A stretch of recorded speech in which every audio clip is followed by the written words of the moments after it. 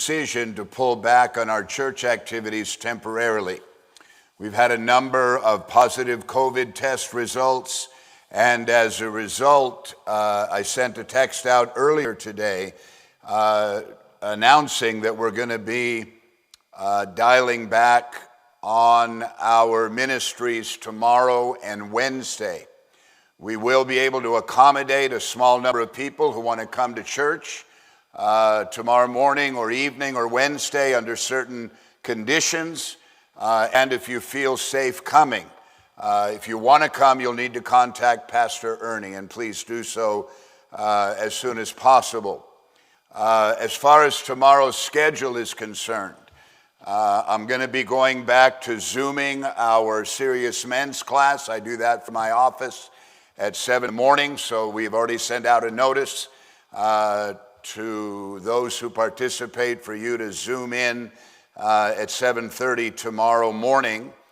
Then we will be having our regular Sunday school at 10 a.m. Pastor Ernie will be teaching the last lesson on voting biblically.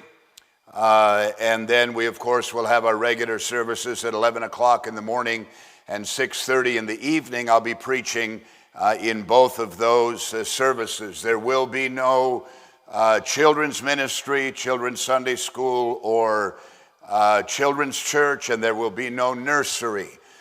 This is pretty much the way that we functioned up until our opening last May 23rd. As a matter of fact, we didn't begin any children's ministries until a little over a month ago. So we shouldn't have a problem taking a few steps back so we can take more steps forward. Now, we're going to be monitoring the situation. That's why I am announcing that we're only going to apply this to tomorrow's services and Wednesday.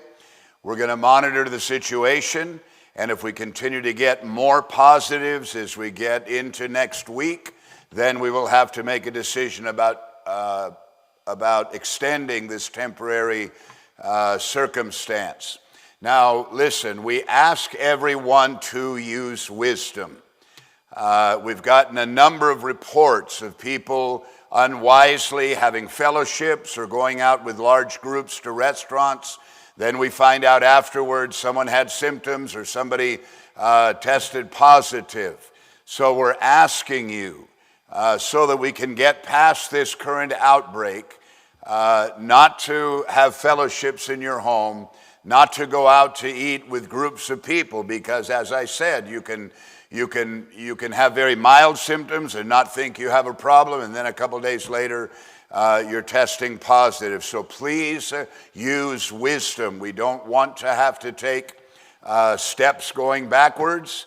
We want to only move forward, and we have been able to for the last several weeks and months, and we want to get back to that as soon as possible.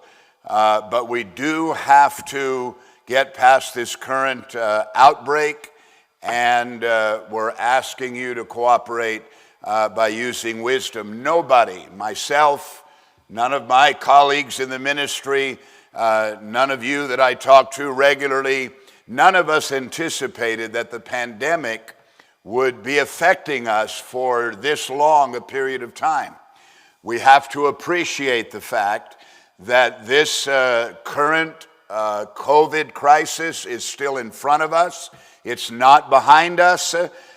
Things are still coming up in churches all over the world, all over our fellowship, and we're still having to make decisions church by church, state by state, country by country regarding this.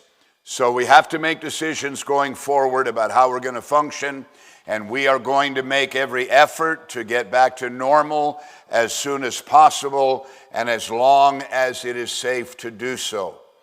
Also, as just a personal word to our church, I have been blessed beyond what I can describe to you, and I've been amazed at how all of you have handled this crisis, your relationship with Christ, your faithfulness. You're continuing to labor in the various ministries that are functioning and beginning to function, your prayer, your support, and your continued liberality in giving have been a tremendous testimony to what Jesus Christ has built in all of us. Our church is just as strong as it has ever been. This crisis has not weakened us in any way. When we were able to gather together with a full crowd, people getting saved, new people have gotten saved in the last 6 months. We have new families in our church, and we're so appreciative for your continued faithfulness. Tomorrow's services, of course, will be live streamed, and because of the decision I had to make, it puts a very important impetus on both of our services tomorrow that I'll be preaching. Those services will be, of course, at 11 in the morning and 6:30 in the evening, along with our Sunday school at 10 a.m., and those will all be live streamed. You can go onto our website and go onto our YouTube channel, and we ask that all of you do that live as it's happening, like you would be coming to church. You go to church in your home, in your living room. And just another note, while I've got your attention for a few moments, in light of the current political climate and the current political environment and what is at stake, if you have not early voted, as I haven't, I plan on going to vote this Tuesday, November 3rd. I want to just challenge you to make it a priority to vote this Tuesday. Don't buy into the attitude that one vote doesn't matter. If 1 million people think that, it swings the election one way or the other.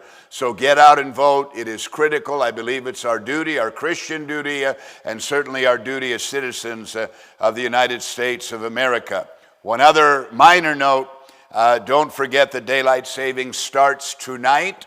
You will turn your clocks back if you have the kind of clock you need to turn back. Otherwise, your phone, your smartwatch, and your devices will automatically do so. So you get an extra hour of rest this evening. So I just want to offer you a great big God bless you. And we will see you tomorrow one way or another for a great Lord's Day. God bless you all.